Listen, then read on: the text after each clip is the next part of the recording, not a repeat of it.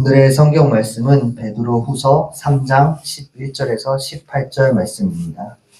제 성경에는 신약 368페이지에 있습니다.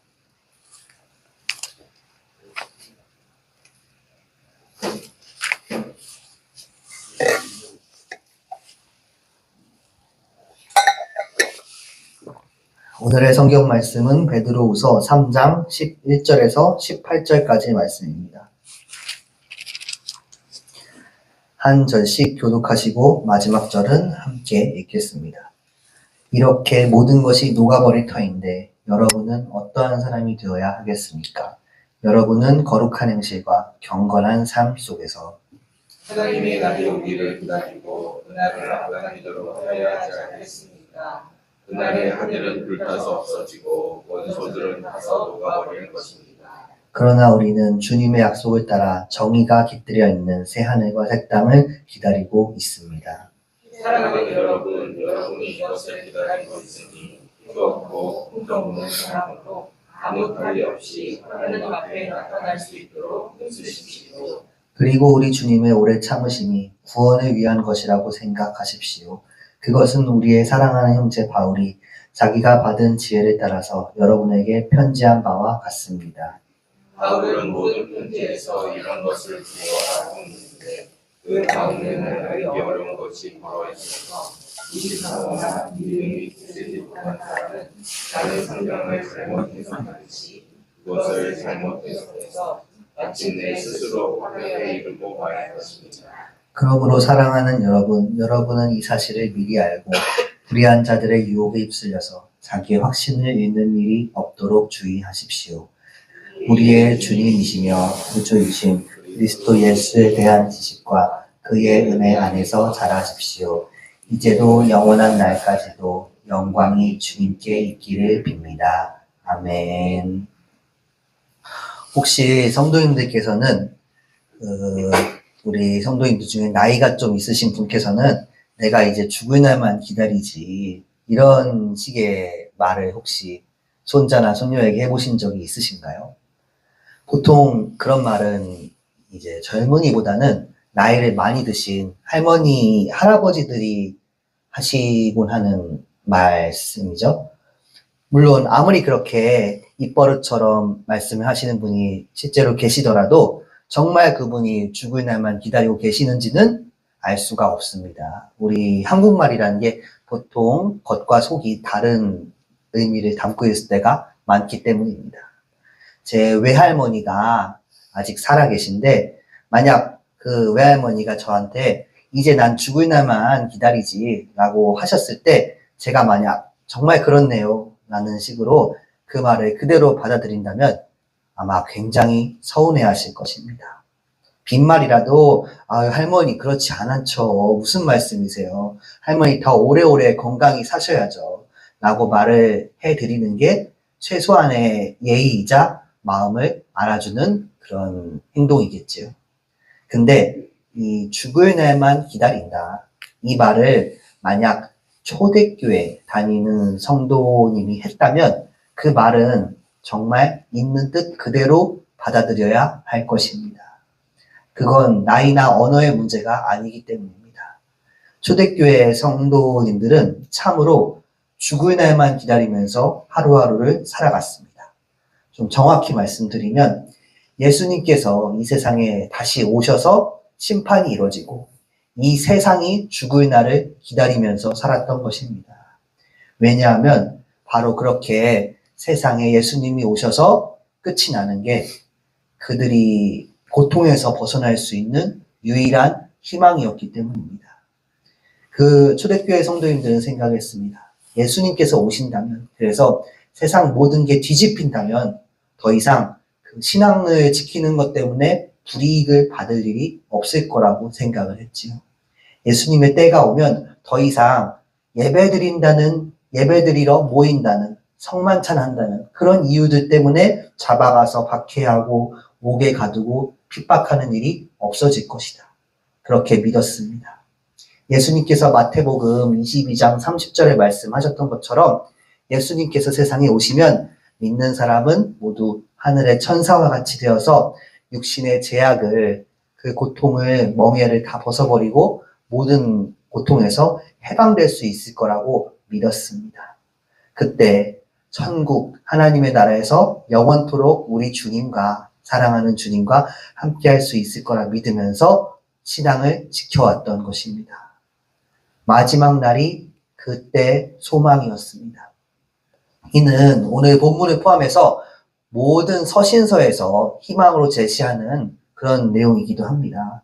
우리 주님께서 오시면 그날에 모든 게 다 역전될 것이니까 예수님을 저버리지 말고 고통을 더 참고 버텨보자 라고 기다리자, 그렇게 말씀을 하고 있지요. 본문에 들어가기 전 구절인 베드로후서 3장 10절 말씀에서도 그런 소망을 제시를 하고 있습니다. 우리 본문 들어가기 전에 베드로후서 3장 10절 말씀을 함께 읽어보겠습니다. 그러나 주님의 날은 도둑같이 올 것입니다. 그날의 하늘은 요란한 소리를 내면서 사라지고 원소들은 불에 녹아버리고 땅과 그 안에 있는 모든 일은 드러날 것입니다. 아멘. 서신서에 이렇게 주님의 날이 오면 모든 게 끝장날 것이다, 이런 말씀이 꽤 많은데, 이런 말씀들이 당시 성도님들에게는 아주 너무나도 중요한 신앙의 버팀목이었습니다. 예수님께서 오시는 것 외에 이 신앙을 계속해서 지키는 것으로 인해 받는 박해와 고통들이 있는데 그걸 벗어날 길이 많지가 않았기 때문입니다.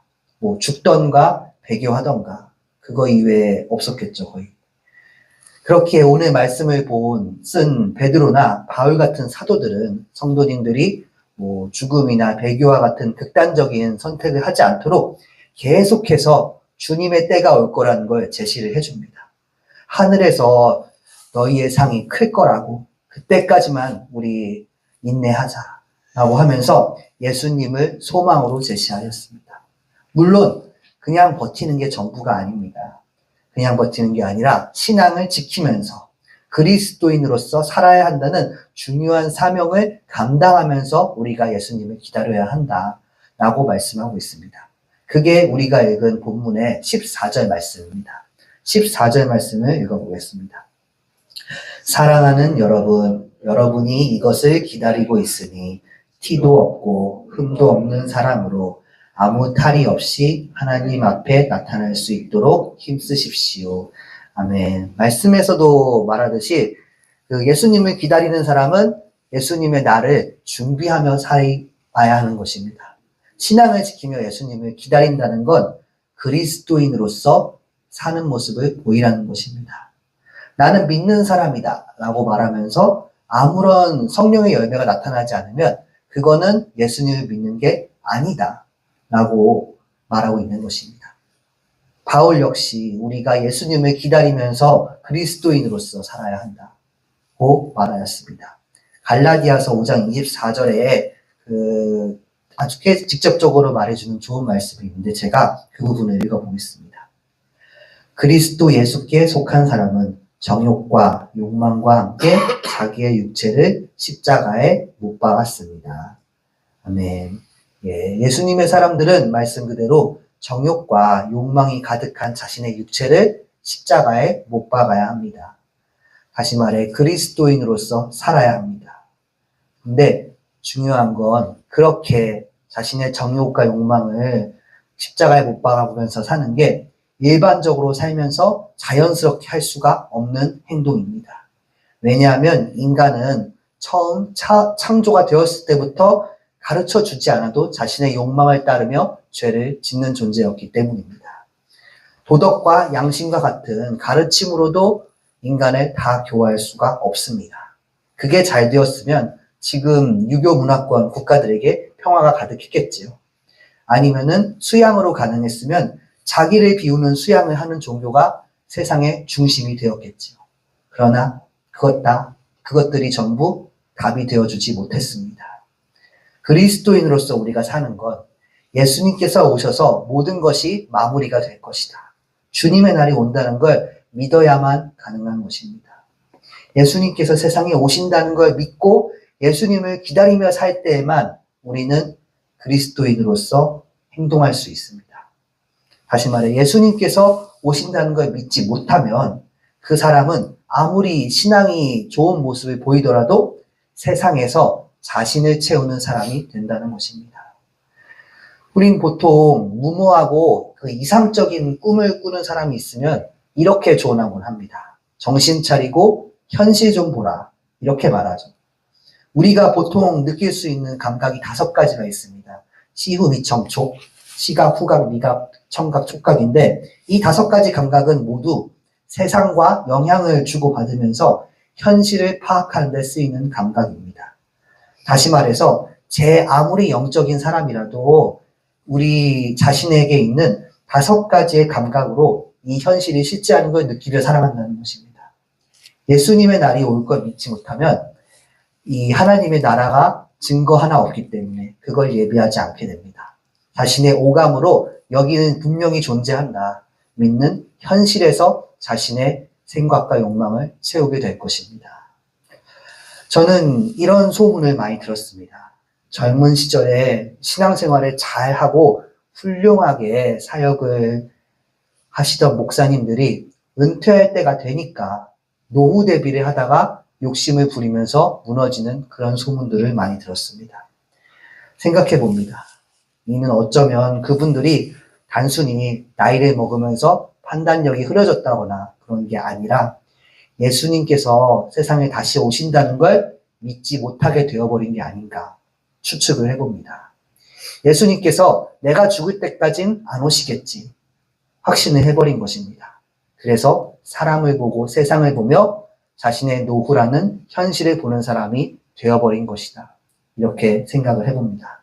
그리고 만약 정말로 제가 추측해본 게 사실이라면 그런 모습을 보이는 건 오늘 말씀을 쓴 그 베드로나 바울 같은 사도들이 가장 경계하고 염려하는 모습이 된 것입니다.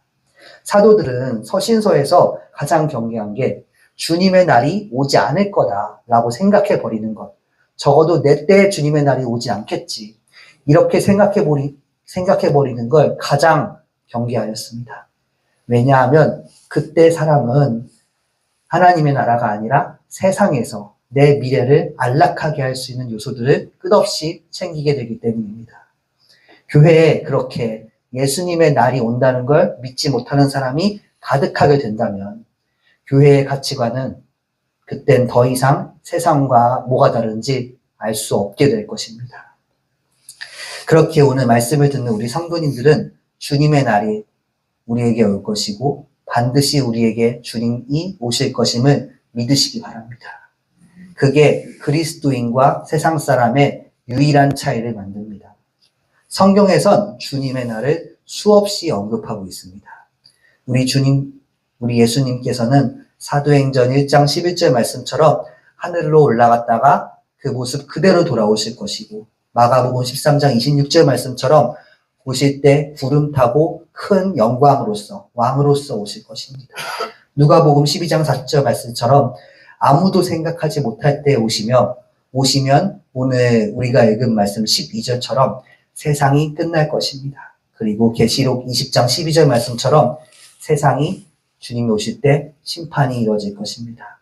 그 모든 성경에 있는 대로 다 믿으시고 예수님 오시는 소망을 가지고 살아가시길 간절히 소망합니다.